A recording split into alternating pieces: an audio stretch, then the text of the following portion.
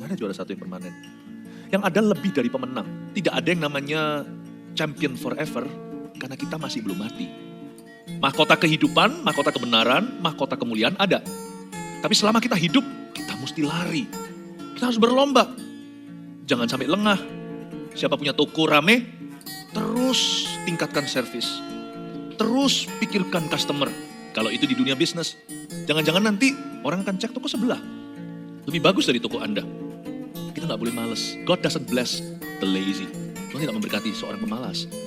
Makanya Tuhan memberikan berkah yang besar untuk semut. Karena mereka rajin. Bukan hanya rajin bekerja. Mereka juga rajin koordinasi. Mereka memakai strategi yang tepat. Mengumpulkan makanan di musim panas. Supaya nanti pada waktu musim dingin. Mereka tidak perlu keluar rumah. Tidak ada juara satu yang permanen dalam kerajaan sorga. Selama kita masih hidup ini, kita harus waspada. Di ayat 12 terjadi kekendoran. Begini biasanya kekendoran itu terjadi. Ketika kita tidak merasakannya, perlahan-lahan kita mengalami erosi. Dan biasanya yang digerus dulu adalah kerohanian. Lihat ya, segala sesuatu sebelum menjadi tidak tertolong lagi atau beyond repair, tidak bisa lagi dibenarkan atau titik tidak kembali, selalu dimulai dengan penurunan rohani. Turun mesin itu permulaan mogoknya mobil. Yang lainnya hanya aksesori. Sebab itu kuatkanlah tangan yang lemah dan lutut yang goyah. Tangan yang lemah, kuatkanlah tangan yang lemah. Berarti tangannya sudah mulai lemah, butuh dikuatkan. Ini bicara tentang kerajinan yang mulai kendor perlahan-lahan. Kenapa kerajinan mulai kendor? Kita dapat penjelasan di belahan kalimat berikutnya. Sebab itu kuatkanlah tangan yang lemah dan lutut yang goyah. Biasanya dimulai dengan kehidupan doa yang mulai bolong-bolong. Kalau Anda melihat suami Anda mulai jarang berdoa, waspadalah. Memang belum apa-apa sih, belum kanker stadium 2, belum kanker stadium 3, tapi itu sudah jenis kanker rohani yang mulai terjadi. Karena orang yang sudah bisa kompromi dengan Tuhannya, dia akan bisa kompromi apa saja. Jangan cepat-cepat, jangan kita juga nggak perlu panik. Kamu nggak doa ya? Wah, abis ini kamu selingkuh. Nggak usah begitu. Nggak usah. Tapi alangkah baiknya kita saling mendorong dan menguatkan. Menjelang hari Tuhan, jangan jauhi pertemuan. Khususnya berjumpa dengan Kristus setiap hari. Jikalau anak Anda mulai kendor ke gereja, Anda mesti hati-hati. Memang belum sampai lompat ke narkoba, tapi itu permulaan. Permulaan daripada segala kemunduran dalam hidupnya nanti. Sekalipun dia karena kerjaan misalnya, tapi hidup itu kan mesti seimbang. Buat apa kita memperoleh seluruh dunia, tapi akhirnya kehidupan itu sendiri ambruk. Kita punya banyak uang, tapi gak bahagia rumah tangganya. Karena bahagia rumah tangga tidak tergantung materi. Tergantung pria yang takut akan Allah. Tergantung juga wanita yang takut akan Tuhan. Jangan sampai kita senang loh melihat ada satu sisi hidup kita itu maju pesat. Tapi kalau kita mau lihat sesungguhnya laboratorium yang bisa dipercaya adalah kehidupan doa. Kalau kehidupan doa kita tuh mulai kendor, biasanya disitulah permulaan iblis bekerja. Sebab itu kuatkanlah tangan yang lemah dan lutut yang goyah. Kehidupan doa, itulah lambang di sini lutut yang goyah. Lututnya sudah goyang. Ini bukan bicara soal olahraga itu terbatas sifatnya. Ini olah roh. Ini kehidupan rohani yang dituliskan oleh penulis kitab Ibrani. Kamu harus kuatkan tangan yang lemah. Kalau kamu mulai tidak rajin lagi, mulai malas, mulai kompromi dan beralasan, jangan-jangan lututmu mulai goyah. Bukan disuruh pergi periksa ke dokter lutut kalau lututnya gak apa-apa secara jasmani. Tapi mulailah introspeksi apakah kehidupan doamu sudah kehabisan kasih mula-mula. Udah gak seperti biasanya. Kehidupan ibadah kan kelihatan juga. Hari Minggu mulai gimana gitu. Sudah gak ada lagi church culture yang benar. Gak ada lagi kebudayaan ke gereja, itu gak ada. Memang betul gereja itu bukanlah jawaban satu-satunya. Tapi gereja juga bisa menjadi barometernya. Mulai kelihatan. Biasanya orang mulai kendor gitu, lihat nanti ya mulai ngilang. Ini menjelang hari Tuhan, kita harus waspada dan berjaga-jaga. Dan luruskanlah jalan bagi kakimu, ayat 13. Sehingga yang pincang jangan terpelecok, tetapi menjadi sembuh. Kalau kakinya jalan bagi kakinya disuruh, kalau luruskan jalan bagi kakimu berarti jalannya mulai bengkok dong. Di sini masuk yang namanya kompromi-kompromi moralitas yang terjadi. Sehingga yang pincang jangan terpelecok tetapi menjadi sembuh. Kalau kita itu merasa diri sudah kuat, hati-hati. Orang yang merasa diri sudah rohani itu bahaya. Dan paling bahaya itu pendeta dan pengkhotbah. Dan kita diajari untuk mawas diri. Jangan berpikir yang muluk-muluk. Ikut Tuhan itu dalam perkara sederhana. Supaya jangan kamu terplecok, tetapi supaya kamu jadi sembuh. Biasanya orang yang lututnya mulai goyah, kehidupan doanya mulai tidak teratur, maka kerajinannya pun akan kelihatan. Dan kerajinannya kelihatan, jalannya pun mulai bengkok. Anda akan lihat ya, dulu orang itu anti begitu. Tetapi sekarang mulai oke.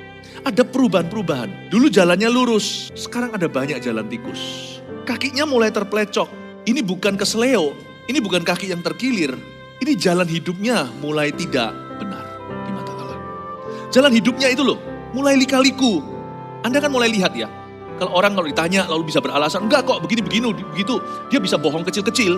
Itu pertanda dia sudah mengalami kemunduran rohani. Dan biasanya itu sebagai alarm, harusnya menyadarkan kita dan orang-orang di sekeliling orang itu untuk sungguh-sungguh mendoakan, paling tidak mengingatkan dia. Hati-hati loh, kamu mulai berubah. Bersyukurlah kalau masih ada orang-orang yang mengingatkan Anda ketika Anda berubah. Orang yang mengatakan kepada Anda, kamu mulai berubah, jangan cepat-cepat defensif. Saya sendiri alami, jemaat.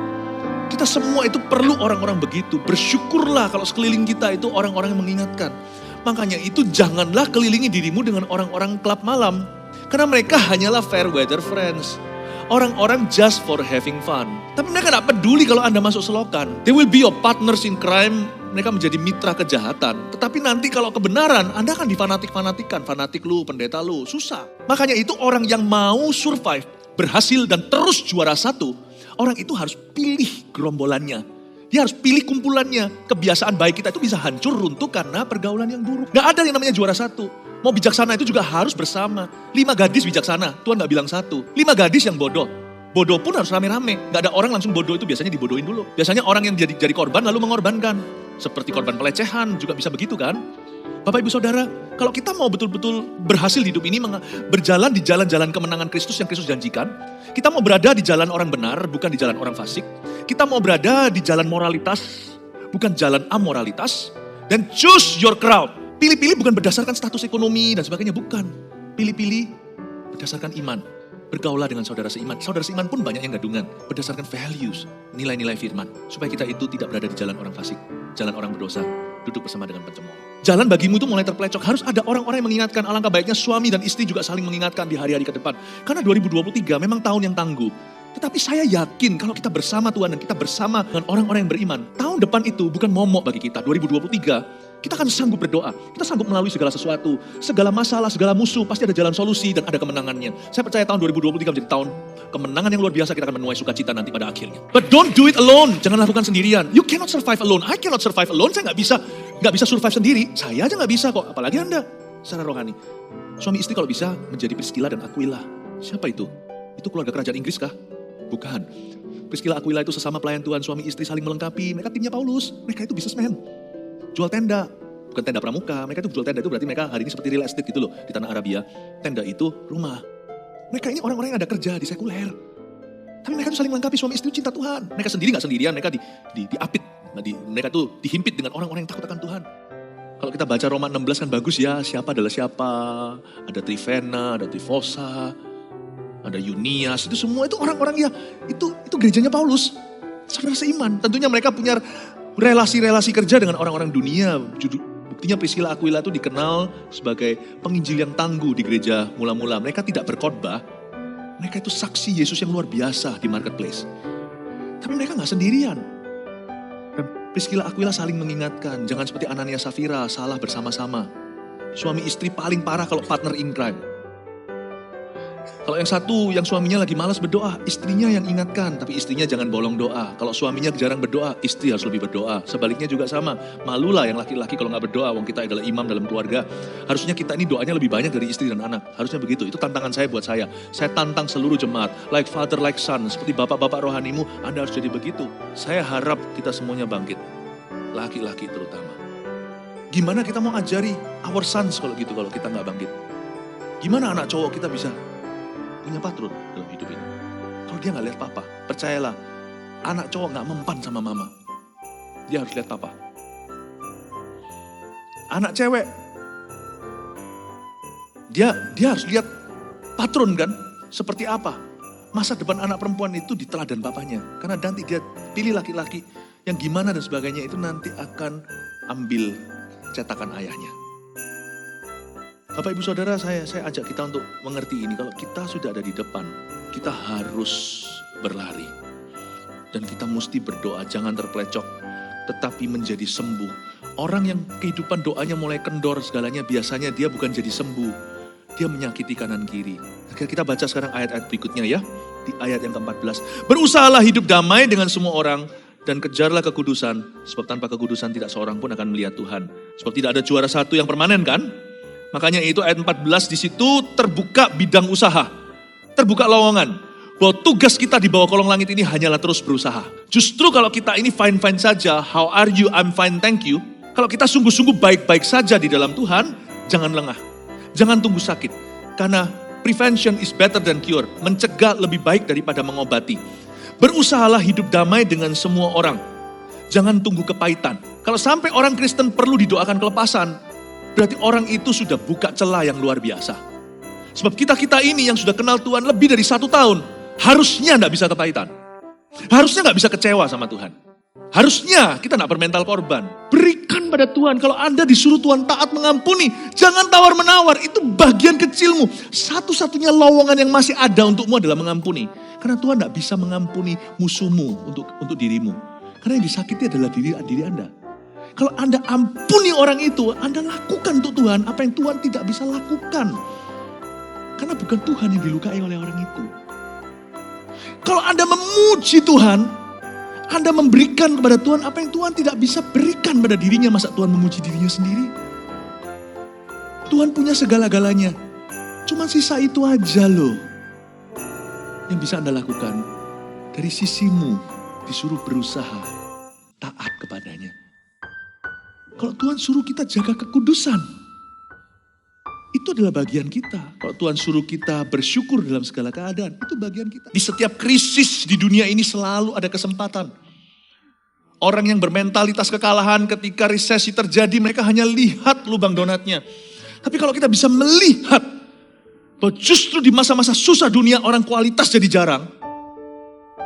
Kalau kita bisa lihat bahwa keadaan kita yang menerpa kita ini membuat semua orang lain, semua tunggang langgang, semuanya tumbang. Gak ada yang bersyukur, orang Kristen pun jadi murtad. Ini kesempatan emasku. Karena syukur langka aku berikan kepada Tuhan.